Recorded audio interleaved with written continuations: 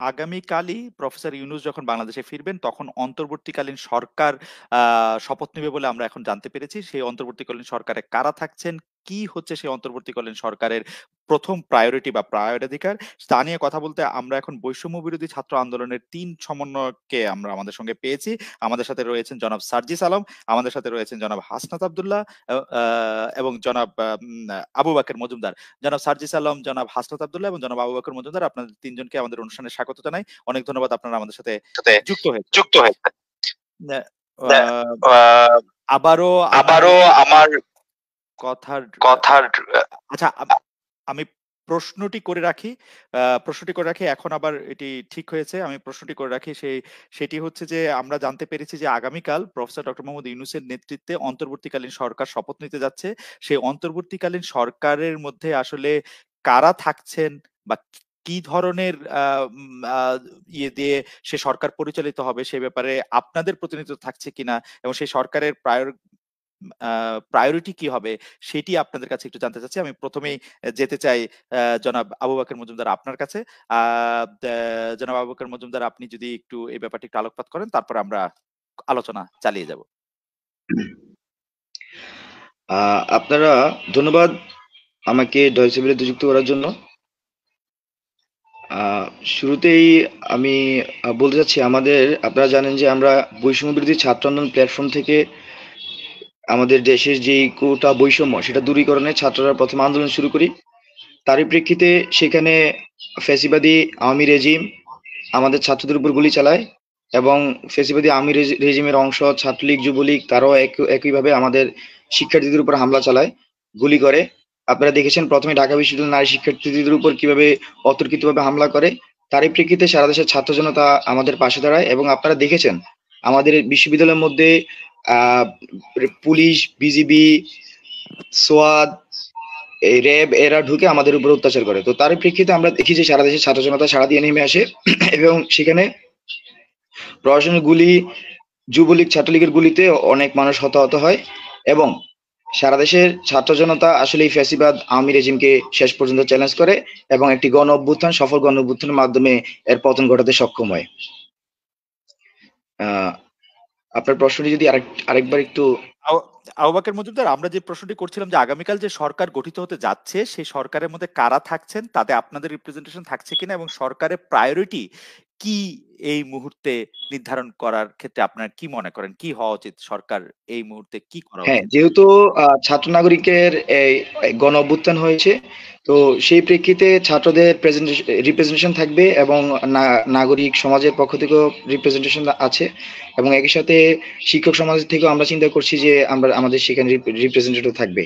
তো এই যে সরকার গঠন হবে তার প্রায়োরিটি বেশি থাকবে যে এই নিউ জেনারেশন যারা গণ অভ্যুত্থানে সবচেয়ে বেশি অবদান রেখেছে তাদের আশা আকাঙ্ক্ষার যাতে প্রতিফলন ঘটে, একটি স্বপ্নের বাংলাদেশ আমরা পাই এবং একই সাথে আমাদের যে গুণে ধরা প্রতিষ্ঠানগুলো, রাষ্ট্রীয় প্রতিষ্ঠানগুলো, সেগুলোর মেরামতকে হচ্ছে এই আগামী সরকার সবচেয়ে বেশি ফোকাস করবে। আবু বকর মজুমদার, আপনাকে ধন্যবাদ। আমি একটু জনাব হাসনাত আব্দুল্লাহ আপনার কাছে যেতে চাই। জনাব হাসনাত আব্দুল্লাহ, আপনি তো আবু বকর মজুমদার আমাদের জানালেন যে কোন প্রেক্ষাপটটা জানালেন এবং কাদের মধ্যে থেকে প্রতিনিধি নিয়ে সেটি করা হচ্ছে সেটা জানালেন। আপনার কাছে একটু জানতে চাই যে এই মুহূর্তে সারা বাংলাদেশে মানুষ একটু আতঙ্কে আছে, আহ নিরাপত্তাহীনতায় ভুগছে। সেই ক্ষেত্রে আপনারা কি উদ্যোগ নিচ্ছেন বিভিন্ন জায়গায় এবং সেটি আমরা জানতে পেরেছি। আসলে কখন নাগাদ বা কবে নাগাদ এই পরিস্থিতি একটু ভালো হয়ে উঠতে পারে বলে আপনার আশা বা আপনার ফোরকাস্ট? দেখুন, আমরা বাংলাদেশের বৈষম্য বিরোধী ছাত্র আন্দোলনের ব্যানার থেকে আজকে আমরা দেখেছি যে শিক্ষার্থীরা নিজ উদ্যোগে নিজ দায়িত্ব হচ্ছে ট্রাফিক কন্ট্রোল করছে এবং আমরা গতকালে হচ্ছে কেন্দ্রীয় কমিটি থেকে আমরা বারবার হচ্ছে আমাদের যে সমন্বয় কমিটি রয়েছে সেখান থেকে আমরা ঘোষণা করেছি এবং আমাদের আহ্বানে সাড়া দিয়ে আমরা দেখেছি শিক্ষার্থীরা নেমে এসেছে রাস্তায় এবং তারা ট্রাফিক কন্ট্রোল সহ এই যে আবার হচ্ছে আমাদের যেই ধর্মীয় যে উপাসনালয়গুলো রয়েছে, মসজিদ, মন্দির, প্যাগোডা, সেগুলো নিরাপত্তা তারা দিচ্ছে এবং যে সংখ্যালঘুদের উপরে যে আক্রমণগুলো হয়েছে, সংখ্যালঘুদের উপরে যেখানে হামলা হয়েছে সেখানেও তারা প্রতিরোধ করছে। আমরা সেটা স্বীকার করছি যে একটা মানে অ্যাবসেন্স অফ ল ক্রিয়েট হয়েছে। হঠাৎ করে পুলিশ হচ্ছে তাদের থানা ছেড়ে চলে গিয়েছে, হঠাৎ করে হচ্ছে যেসব কেপিআই ভবন রয়েছে সেগুলো থেকে হচ্ছে আইন শৃঙ্খলা রক্ষাকারী বাহিনী চলে গিয়েছে, সেই জায়গাতে আমরা স্বীকার করছি সেখানে রাষ্ট্রীয় স্থাপনা অনেক হচ্ছে এখানে বিনষ্ট হয়েছে, কিন্তু আমাদের ছাত্র জনতা সেখানে নিজেদের দায়িত্বে নিজ দায়িত্বে আমাদের আহ্বানে সাড়া দিয়ে তারা যখন বুঝতে পেরেছে যে রাষ্ট্রীয় সম্পদের ক্ষতি করলে বা বিনষ্ট করলে সেটির দায়ভার আমাদের উপরেই পড়বে এবং সেটিকে আবার পুনঃসংস্কারের জন্য সেটিকে আবার আমাদের জন্যই হচ্ছে অর্থ খরচ করতে হবে, তখন কিন্তু আমরা দেখেছি বাংলাদেশের বিভিন্ন প্রান্তে সামাজিক নিরাপত্তা বেষ্টনী তৈরি করে কমিটি গঠন করে দিয়ে দিয়ে তারা হচ্ছে পারস্পরিক নিরাপত্তাটি নিশ্চিত করছে।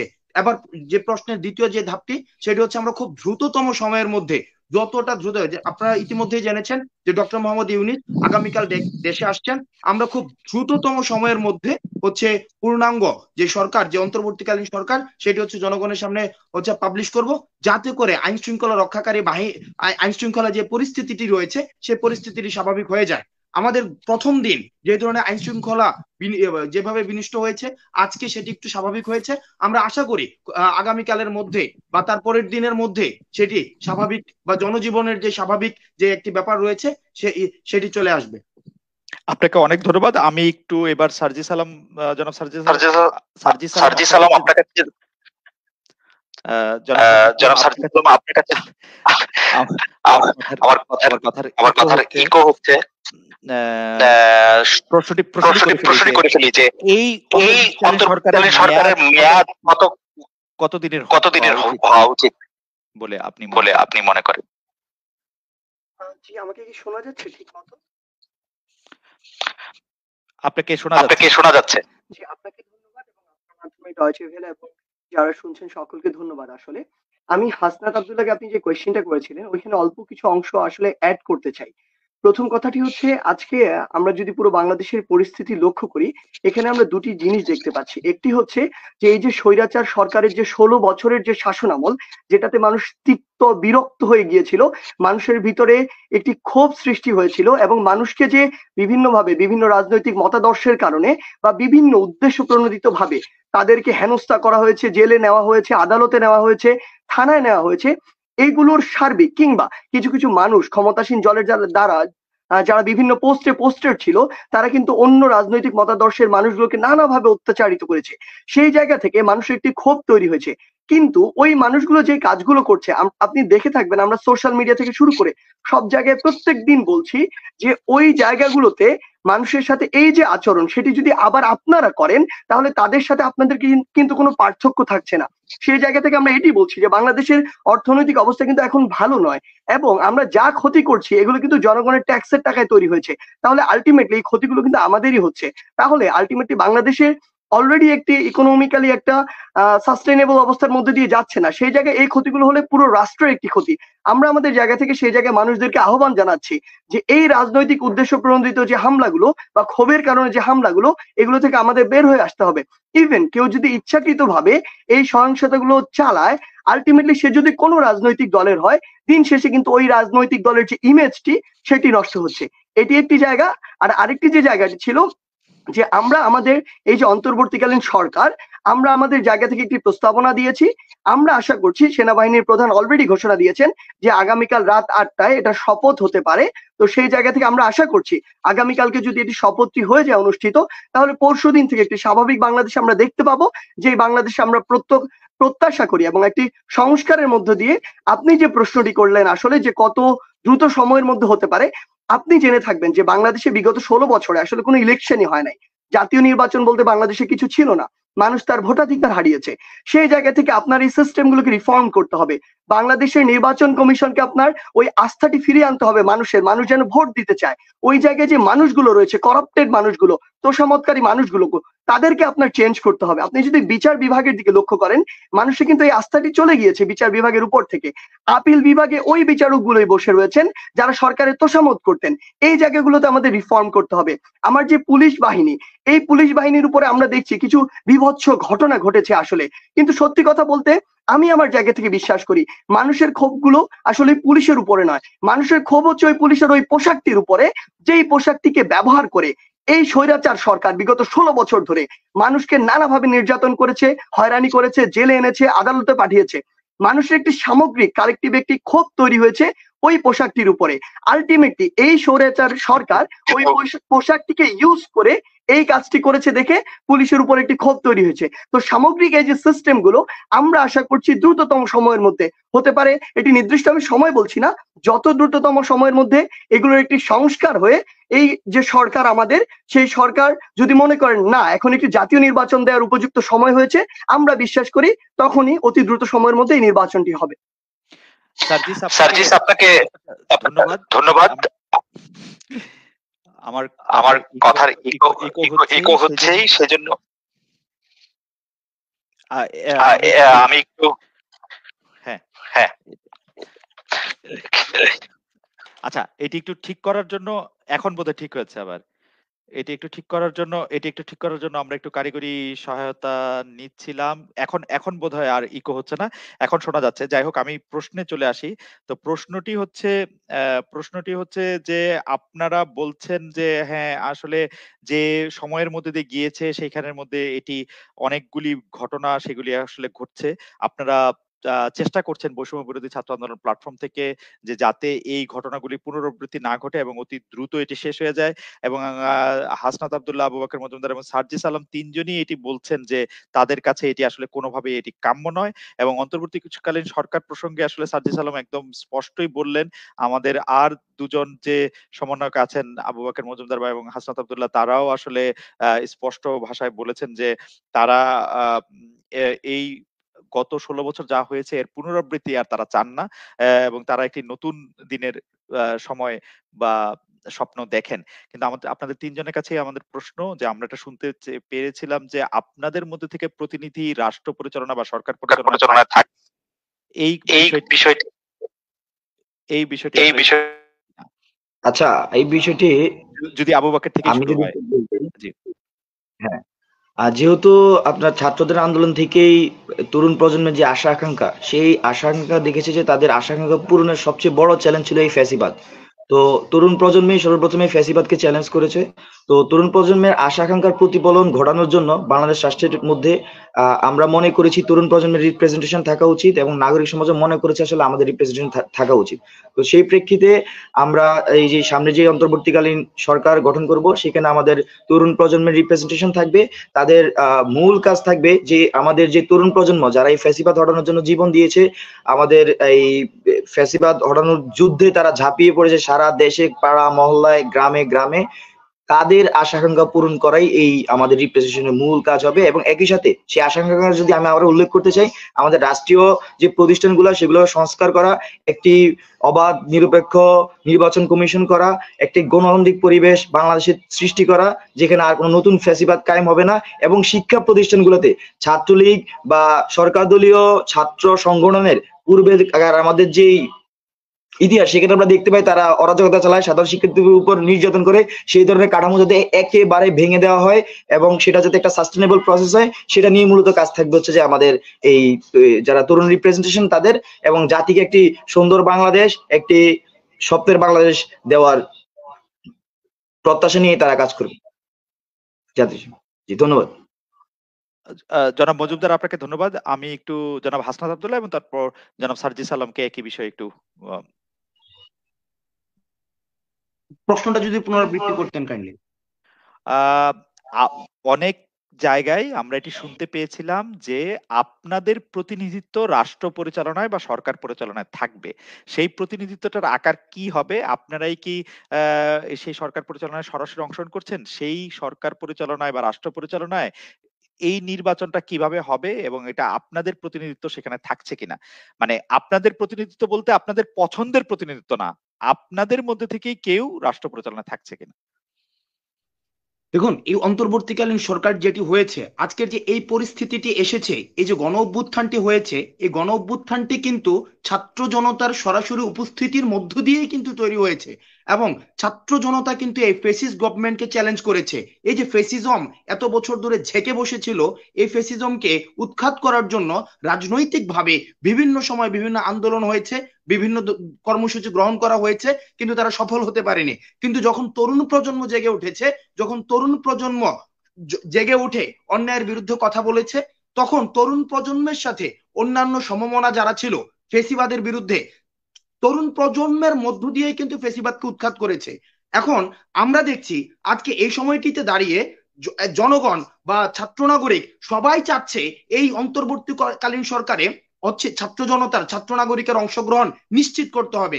আমরা সেই জায়গাটিকে গুরুত্ব দিয়ে আমরা নিশ্চিত করব যে যে অন্তর্বর্তীকালীন যে সরকারটি হচ্ছে সেখানে ছাত্রদের, আপনি যে প্রশ্নটি আমাকে করেছেন, ছাত্রদের সরাসরি অংশগ্রহণ থাকবে। এখন সেটি হতে পারে সেখানে কতজন থাকবে সেটা আলোচনার ভিত্তিতে সেটি নির্ধারণ হবে। তবে আমরা নিশ্চিত করতে চাই সেখানে ছাত্রদের সরাসরি উপস্থিতি থাকবে। কারণ আমরা দেখেছি যে বছরের পরে বছর, আজকে স্বাধীনতার এত বছর, প্রথম স্বাধীনতার এত বছর পরে দাঁড়িয়েও আমরা দেখেছি যে রাষ্ট্রের যে প্রতিষ্ঠানগুলো রয়েছে, রাষ্ট্রের যে সাংবিধানিক ইনস্টিটিউশন গুলো রয়েছে, সেগুলোর প্রতি মানুষের ট্রাস্ট এখন আর নাই। আমাদের যে যতগুলো শিক্ষা ব্যবস্থা, স্বাস্থ্য ব্যবস্থা, সার্জিস যেমনটি বলেছিলেন, বিচার ব্যবস্থা, আইন শৃঙ্খলা রক্ষা ব্যবস্থা, প্রত্যেকটিকে দলীয়করণ করার মধ্য দিয়ে সেই প্রতিষ্ঠানগুলো সার্বজনীন হতে পারেনি। আমরা দেখেছি সেগুলো হচ্ছে এক ধরনের সরকারি প্রেস রিলিজের মতো হয়েছে। অর্থাৎ সরকার বা ক্ষমতায় যারা ছিল তারা যেটি বলতে চায়, তারা তাদের স্পোক্স পার্সন হিসেবে সেই ইনস্টিটিউশনস গুলো তাদের দায়িত্ব পালন করেছে, তারা জনগণের স্পোক্স পার্সন হতে পারেনি। যখনই জনগণ বা ছাত্র নাগরিক দেখেছে ছাত্ররাই শুধু জনগণের স্পোক্স পার্সন বা প্রতিনিধিত্বটা যথাযথভাবে করতে পারছে, কোনো ধরনের স্বার্থের ঊর্ধ্বে উঠে, কোনো ধরনের আদর্শের ঊর্ধ্বে উঠে, আদর্শটি শুধুমাত্র বাংলাদেশ, এই বাংলাদেশকে ধারণ করে তারা যখন দেখতে পাচ্ছে শুধুমাত্র ছাত্র নাগরিকই, ছাত্ররাই হচ্ছে তাদের প্রধানত স্পোক্স পার্সন হতে পারছে, সুতরাং তাদেরই প্রত্যাশা যে ছাত্রদের অংশগ্রহণ এই অন্তর্বর্তীকালীন সরকারে থাকবে।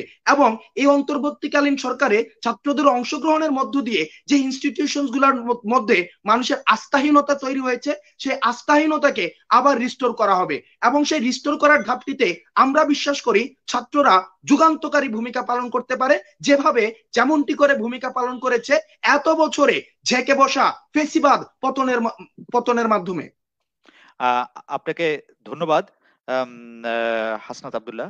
তো সেই ক্ষেত্রে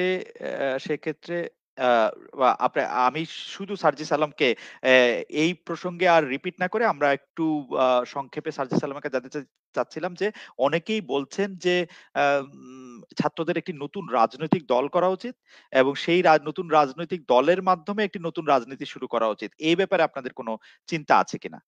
সার্জিস। দেখুন, প্রথমে হচ্ছে আপনি যে পূর্বের প্রশ্নটি করেছিলেন সেখানে আমার আসলে অ্যাড করার দুটি পয়েন্ট রয়েছে। আসলে সে দুটি আমি অ্যাড করতে চাই, যেটি অন্য পয়েন্টগুলো আমাদের আলোচকরা বা সমন্বয়করা যা বলেছেন তার বাইরে গিয়ে। প্রথম কথাটি হচ্ছে, আমরা সচরাচর বাংলাদেশের রাজনীতিতে দেখে এসেছি 50 বছর বয়স না হলে নাকি এমপি হওয়া যায় না, 60 না হলে নাকি মন্ত্রী হওয়া যায় না। সেই জায়গা থেকে বাংলাদেশ বর্তমান যে তরুণ প্রজন্ম, এই তরুণ প্রজন্মের সাথে ওই চেয়ারগুলোতে যারা বসে থাকেন তাদের বয়সের একটি বিস্তর পার্থক্য থাকে, তাদের মেন্টালিটির একটি বিস্তর পার্থক্য থাকে, চিন্তা ভাবনার একটি বিস্তর পার্থক্য থাকে। আমরা মনে করি আগামীর বাংলাদেশে এই তরুণ প্রজন্মের সাথে আমাদের যারা অভিজ্ঞতা সম্পন্ন রয়েছেন অগ্রজ, তাদের একটি আমাদের কম্বিনেশন প্রয়োজন, যেই কম্বিনেশনটা দেশ গঠনের জন্য খুব বেশি ইম্পর্টেন্ট। তাই আমরা এই অন্তর্বর্তীকালীন সরকারে অবশ্যই আমাদের প্রতিনিধিত্ব নিশ্চিত করব। এক। দ্বিতীয় যে বিষয়টি, আমরা যখন এই রাজপথে বিগত 2 মাস ধরে রয়েছি, হাজার হাজার লক্ষ লক্ষ মানুষের সাথে আমাদের কথা হয়েছে, তারা তাদের মনোভাবগুলো আমাদের সামনে পোষণ করেছেন, কিংবা এখনো প্রতিনিয়ত বিভিন্ন সামাজিক যোগাযোগ মাধ্যমে তারা তাদের মতামতগুলো আমাদের কাছে তুলে ধরছেন। তো সেই জায়গা থেকে আমরা আমাদের কাছে যখন তারা তাদের কথাগুলো পৌঁছে দিয়েছেন, সেই কথাগুলো ওই নীতি নির্ধারকের জায়গাটিতে আমাদের পৌঁছে দেয়া কিংবা ইমপ্লিমেন্ট করা কিংবা বাস্তবায়ন করাটি খুব বেশি প্রয়োজন। সেই জায়গা থেকে আমাদের প্রতিনিধিত্ব ওই জায়গায় খুব বেশি দরকার। এটি ছিল আমার দুটি যুক্ত করার মতো পয়েন্ট। এবার যদি আপনার প্রশ্নটিতে আসি, আপনি যে প্রশ্নটি করলেন সেই প্রশ্নটির উত্তরে যদি বলি, আসলে এই মুহূর্তে আমরা যখন একটি সোশ্যাল মিডিয়ায় সচেতনতামূলক একটি পোস্ট করি, আমরা যখন সহিংসতা বন্ধের জন্য একটা ভিডিও দেই, আমরা যখন কোনো একটি লেখা লিখি, দেখি যে অসংখ্য মানুষ, আপনি কমেন্টগুলোতে গেলেই দেখবেন লক্ষ লক্ষ মানুষের কথা হচ্ছে যে আমরা এই তরুণ প্রজন্মের হাত ধরে গণ অভ্যুত্থানের মাধ্যমে, স্বৈরাচারের সরকারের পতনের মাধ্যমে যে নতুন একটি স্বপ্ন দেখছি, নতুন একটি স্বাধীনতা পেয়েছি, আমরা চাই যে তরুণ প্রজন্মের হাত ধরে এটি এসেছে সেই তরুণ প্রজন্মই আগামীর বাংলাদেশের প্রতিনিধিত্ব করুক। আমরা আমাদের এই আন্দোলনের, কোটা সংস্কার আন্দোলন থেকে স্বৈরাচার পতনের যে আন্দোলনের যে রাস্তা, এই আন্দোলনের প্রত্যেক দিনের কর্মসূচি নির্ধারণ করেছিলাম জনগণের চাওয়ার ভিত্তিতে। জনগণ যদি চায় তাহলে জনগণের জন্য, এই বাংলাদেশের জন্য আমরা আগামীতে জনগণের মতের উপরে ভিত্তি করে যে কোনো ডিসিশন নিতে প্রস্তুত।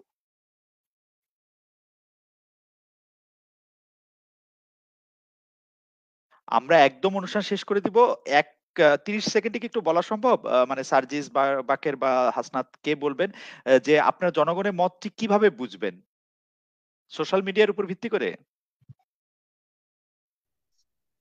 জি, আমি যদি এখানে একটু বলি, সবাই একটু করে বলুক, আমি চাই আসলে আমার জায়গা থেকে মনে হয় সোশ্যাল মিডিয়া অবশ্য এখন একটি প্যারামিটার এটি জাজমেন্ট করার জন্য। পাশাপাশি আমরা বিশ্বাস করি যে আমাদের পুরো বাংলাদেশে যে সমন্বয়করা রয়েছেন, অনেকে আহত হয়েছেন, অনেকের পরিবারে অনেকে শহীদ হয়েছেন, আমরা বিশ্বাস করি অন্তত তাদের খোঁজ নেওয়ার জন্য হলেও আমাদের বাংলাদেশের প্রতিটি প্রান্তরে আসলে ছুটে যাওয়া উচিত। সেই জায়গা থেকে আমরা যখনই বিভিন্ন জায়গায় অলরেডি গিয়েছি, তখনই তাদের এই কথাটি ছিল যে আমরা চাই যে আপনারা এই নেতৃত্বের জায়গাটিতে আসুন, কিংবা আগামীর বাংলাদেশের হাল ধরুন। কিংবা আমরা যখন এই ফ্যাসিবাদের যেদিন পতন হলো, সেদিন যখন রাস্তাগুলো দিয়ে হেঁটেছি, তখন দেখেছি মানুষের মতামত কি, আসলে মানুষ কি চায়। আমরা বিশ্বাস করি এভাবে জনমতের ভিত্তিতেই আমাদের পরবর্তী কার্যক্রমটি হবে। আচ্ছা, আমি একটু অ্যাড করতে চাই। আমাদের কাছে যেমন তরুণ প্রজন্মের কাছে সোশ্যাল মিডিয়া একটি প্যারামিটার, তার একই সাথে আমরা কিন্তু শুধু সোশ্যাল মিডিয়ায় সীমাবদ্ধ থাকিনি। আমাদের বৈষম্য বিরোধী ছাত্র আন্দোলনের অন্তত 500 কমিটি গিয়েছে সারা দেশে। তো এই যে কমিটি যারা রিপ্রেজেন্টেটিভ আছেন, তাদের সাথে আমরা আলোচনা করব। আমরা যদি তাদের থেকে একদম রুট লেভেল থেকে কি ধরনের মতামত, তাদের প্রত্যাশা কি সারা দেশের জনগণের, তার উপর ভিত্তি করে যদি এরকম কোনো পরিস্থিতি তৈরি হয় যে আসলে বাংলাদেশের মানুষ চিন্তা করছে যে তরুণ প্রজন্মই আগামী বাংলাদেশের প্রতিনিধিত্ব করুক, এবং আমরা যেভাবে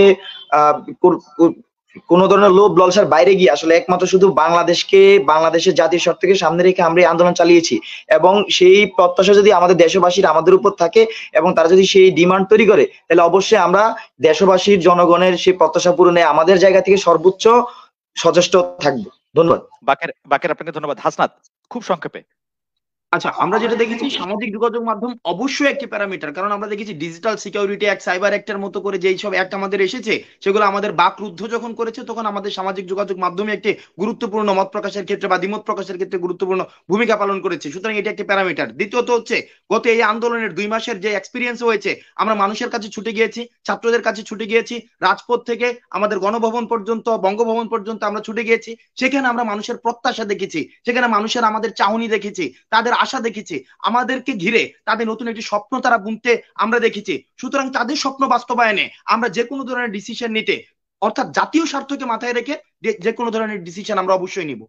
হাসনাত, আপনাকে অনেক ধন্যবাদ বাকের এবং সার্জিস আলম, আপনাদেরকে আমাদের সাথে কথা বলেছেন এতক্ষণ। সার্জিস আলম, আবু বাকের মজুমদার এবং হাসনাত আব্দুল্লাহ, আমরা তাদের কথা থেকে আসলে অনেকগুলি বিষয় জানতে পেরেছি। আমরা নিশ্চয়ই তাদের কথা আরো শুনবো। আপনারা দর্শক, আজকে অনেক দর্শক আমাদের সঙ্গে ছিলেন, দেখেছেন এই অনুষ্ঠানটি। আমরা আপনাদের ধন্যবাদ জানাই এবং পরে আমরা আরো